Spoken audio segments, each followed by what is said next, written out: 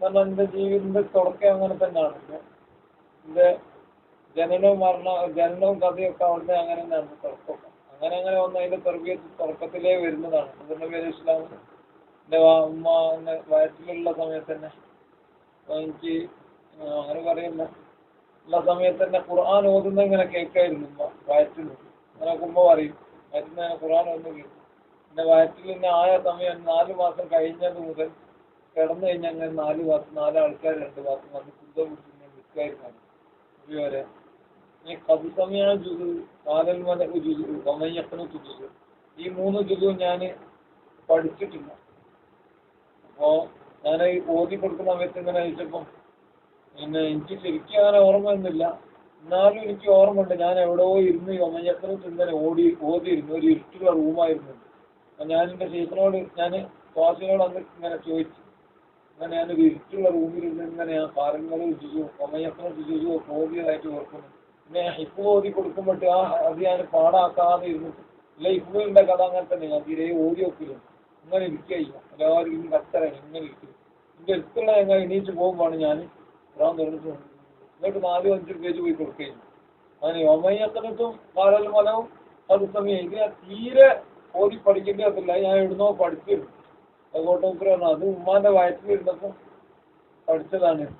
അത് ഈ അൽക്കോവിന് ഞങ്ങളായിട്ട് വരുന്ന ലിസ്റ്റാണ് ആദ്യമേ തയ്യാറാകുന്ന ലിസ്റ്റായിട്ട്. അത് പിന്നെ അതിനകത്തുനിന്ന് അങ്ങനെ വരുന്നതാണ്. അപ്പോൾ പിന്നെ ഉമ്മ വാപ്പാൻ്റെ അടുത്ത് പിന്നെ ഷെയ്ഖനെ വടവൂർ ജീവിച്ചിട്ടുള്ളപ്പോൾ കുട്ടികളായപ്പോൾ അവിടെ കൊണ്ടുപോയി ഷെയ്ഖനെ പേരിട്ട് ഷെയ്ഖനാൻ്റെ അടുത്ത് തന്നെ കുറച്ച് ദിവസം നിൽക്കാൻ വേണ്ടി പറഞ്ഞു. അങ്ങനെ 3 മാസം അവിടെ തന്നെ ഷെയ്ഖനെ വഫാത്തായി നടന്ന് അപ്പോൾ അങ്ങനെയൊക്കെ ചരിത്രം. അങ്ങനെ പോകുന്നു. പിന്നെ ചെറുപ്പത്തിലായി. പിന്നെ കുറച്ച് കഴിഞ്ഞാൽ മർക്കസിൽ പഠിക്കുന്നതിൻ്റെ കുറച്ച് മുമ്പാണ് എൻ്റെ വീട്ടിൽ ഞങ്ങളൊന്നും മഹീദിമാരുടെ വീട്ടിൽ കൊണ്ടായിട്ടില്ല. ഡൽഹി കൊണ്ടിരിക്കുമ്പോൾ ഒരാൾ വരുന്നു, ഒരു വലിയ പ്രായമാണ്. ഒന്നും ആരോടും പറയുന്ന എനിക്കൊന്നും ഉണ്ടാവില്ല. അങ്ങനെ ചോദിച്ചത് കൊണ്ട് ഞാൻ പറയുന്നത്. അല്ല ആ ആളെ ഞാനിങ്ങനെ ഉറക്കത്ത് കാണാറുണ്ട്. ആ ആളെ ഞാനിങ്ങനെ ഉറക്കത്ത് കാണാറുണ്ട്. ഇടക്കിടക്ക് ഹൗസുല്ലാദമാണെന്നും കാണാറുണ്ട്. അന്ന് ഞാൻ റസൂലുള്ളാഹിനെ സ്വപ്നത്തിൽ കാണും. അങ്ങനെ ഇടക്കിടക്ക് ഇങ്ങനെ കാണും. പിന്നെ തുടരെയായിട്ട് എല്ലാ ആഴ്ചയും കണ്ടുവന്ന് 13ാമത്തെ വയസ്സിലുള്ള 8 വയസ്സിലൊക്കെ എനിക്ക് ഓർമ്മയുണ്ട് ഇങ്ങനെ ഇടക്കിടക്ക് ഞാൻ കാണുന്നത്. അങ്ങനെ ഒരു ദിവസം വന്നു ഈ ആള് വന്നു. ഓപ്പന എല്ലാവരും ഉണ്ട്. അന്ന് എൻ്റെ വീട്ടിൽ കരണ്ടൊന്നുമില്ല. വിളക്ക് വരുത്താൻ വേണ്ടി ഇവരെല്ലാവരും കാണുന്നുണ്ട്. ഒരാൾ വരുന്നത് വലിയൊരു എവിടുന്നാ വന്നറിയില്ല, വലിയ ബന്ധപ്പെട്ടൊരു മനുഷ്യൻ. ഞാൻ പിടിച്ച് ഞാൻ കൊണ്ടുവന്നു. ഞാൻ ചെറുതാണ്, എനിക്ക് സംഗീതമൊക്കെ ആയിട്ടുണ്ട്, പ്രായപൂർത്തിയായില്ല. എന്നാലും എന്നോട് ചോദിച്ചിട്ടുണ്ട്. വാപ്പനോടും ഇവനോടും ചോദിച്ചു, ഇവനെ ഞങ്ങൾ കൊണ്ടോട്ടെ. എർത്തോമിലെ എൻ്റെ പേര് എഴുതപ്പെട്ടതാണ് മുൻപ്. അതുകൊണ്ട് ഇവനെ ഹറാമിലേക്കൊന്നും പോകാൻ പാടില്ല. അതിന് തെർബിയത്ത് ചെയ്യേണ്ട ഇവനെ ഏറ്റെടുക്കണം. അതിന് നിങ്ങളുടെ സമ്മതം വേണം. സമ്മതമാണ് അവനെ കൊണ്ടോട്ടെ. ഉമ്മ പറഞ്ഞ അമ്പിയാവുലിയാക്കന്മാർക്ക് അവനെ ഞാൻ വിട്ടുകൊടുത്തു. ഞങ്ങൾ വിട്ടുകൊടുത്തതാണ്. അത് പണ്ടേ ഓരോ വർത്താനുണ്ടല്ലോ, ഉമ്മയും വാപ്പമാരൊക്കെ അമ്പിയാവുലിയാക്കന്മാരൊക്കെ ഞങ്ങൾ ഏൽപ്പിച്ചു കൊടുത്തു. വാപ്പ പറഞ്ഞ എല്ലാം വടവൂരിനെ ഏൽപ്പിച്ചതാണ് എന്നും ഞങ്ങൾ വരെ കൊണ്ടുപോകാണെന്ന് പറഞ്ഞു. വീട്ടിൽ നിന്ന് എല്ലാവരും മുമ്പത്ത് കൈ പിടിച്ചിറങ്ങി. എല്ലാവരും എൻ്റെ പിന്നിലെ ഇറങ്ങുന്നു. ഇയാളിൻ്റെ കയ്യിൻ്റെ ഈ 2 മണിക്കൂർ ഈ ഭാഗം കൊണ്ട് പിടിച്ചത് എനിക്ക് ഓർമ്മ. കൂടെ വേറെ ഒരുപാട് ആൾക്കാരെ പിടിച്ചതോട് ഇതിൻ്റെ കണ്ണങ്ങ്. പിന്നെ ഈ കാറ്റിൻ്റെ സൗണ്ടാണ്, ഊന്നുള്ള സൗണ്ട്. പിന്നെ അവിടുന്ന് ഞാൻ കൈവായി. അങ്ങനെ ഞാൻ വന്ന് പിന്നെ അവിടെ വലിയൊരു ലോകമാണ്, വേറൊരു ലോകത്താണ് എത്തുന്നത്. ഒരു പഴയ പൊട്ടിപ്പൊളിഞ്ഞൊരു ഹൗസ് അവിടെ ഒതുകൊടുക്കാൻ വേണ്ടി പറഞ്ഞു. അങ്ങനെ വന്നു. പിന്നെ ഞാനന്ന് മദീനത്ത് എവിടെയും പോയിട്ടില്ലല്ലോ, ഒന്നും എനിക്കറിയില്ല.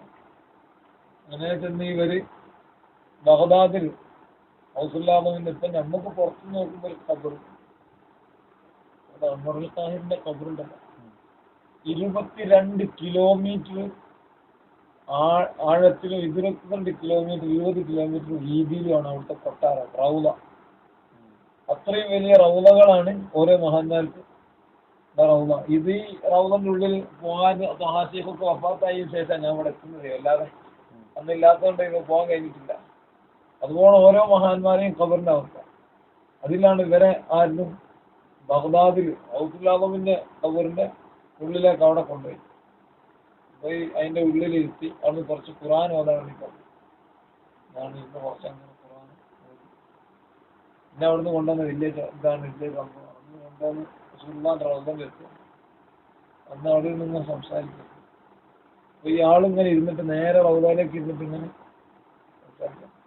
നിങ്ങളിന്റെ കൂടെ വരികയാണെങ്കിൽ ഏതേ മക്കാമ് പോവുകയാണെങ്കിൽ സംസാരിക്കുകയാണെങ്കിൽ ശരിക്ക് കേൾക്കാം. ഖബറിന്റെ ഉള്ളിൽ നിന്ന് സംസാരിക്കുന്നതുകൊണ്ട് ഇയാളുണ്ടായിരുന്നു കേട്ടപ്പോ ഇയാളുണ്ടായിരുന്നു അല്ലേ? ഖബറിന്റെ ഉള്ളിൽ നിന്ന് 2 ദിവസം മുമ്പ്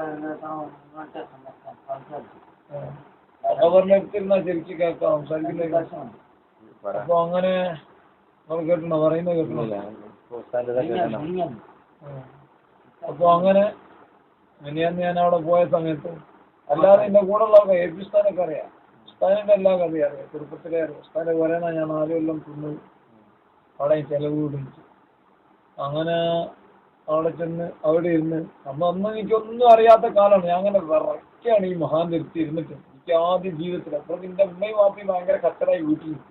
ഈ അല്ലേ ആർക്കോ വിട്ടുകൊടുത്തു എന്ന് പറഞ്ഞു. നിങ്ങളല്ലേ പറഞ്ഞേ ഇന്നലോട്ട് കൊണ്ടുപോയിട്ടുണ്ടാവും എന്നുള്ളത്. അവിടെ ലോക കച്ചറ വലിയ മറ്റേ ക്ലാസ് ലൈറ്റൊക്കെ കാറ്റടിച്ച് കത്തിച്ചു. അതെല്ലാം കത്തിച്ച് എല്ലാവരും ലോക തെരയല്ല നാട്ടിലൊക്കെ. പള്ളിയിലും മദ്രസയിലും സ്കൂളിലും എല്ലാവരും തെരയാ. ഫുള്ളായിട്ട് എല്ലാവരും നാട്ടുകാരൊക്കെ ഇറങ്ങിയിട്ട് തെരയാ. ഓലെല്ലാവരും കച്ചറ. 1.5 മണിക്കൂർ ആ ഒരു അനുഭവം പറയുന്നത്. എനിക്ക് 4 or 5 ദിവസത്തെ ദൈർഘ്യത്തിലുള്ള കാര്യങ്ങൾ എനിക്ക് അന്നേരം നടന്നിട്ടുണ്ട്.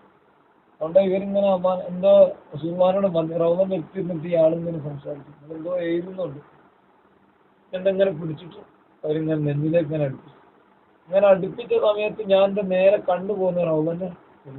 അപ്പൊ ഹബീബിനെ ശരിക്ക് കാണുക. അതിൻ്റെ ഉള്ളിൽ നിന്ന് ഇങ്ങനെ ഒരു വലിയ നൂറാനിയത്തിൽ ഇങ്ങനെ വരുന്നതിൻ്റെ ഇടയ്ക്ക് ഇങ്ങനെ ഒരാൾ അങ്ങനെ ഇരുന്നിട്ട് തിരിക്കുന്നതായിട്ട് എന്തോ ഒന്ന് കൈ ഇങ്ങനെ.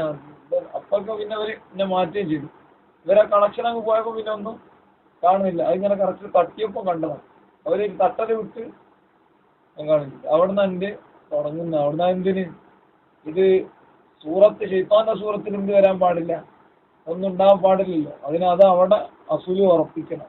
അവിടുന്നാണ് ഇത് തുടങ്ങി. പിന്നെ ഓരോ മഹാന്മാർ പിന്നെ ജംഗൽ ഷെയ്ഖ് എന്ന് പറഞ്ഞ ഷെയ്ഖ് അന്ന് തർബീയത്ത് ചെയ്തു. പിന്നെ അവര് വഫാത്തായി.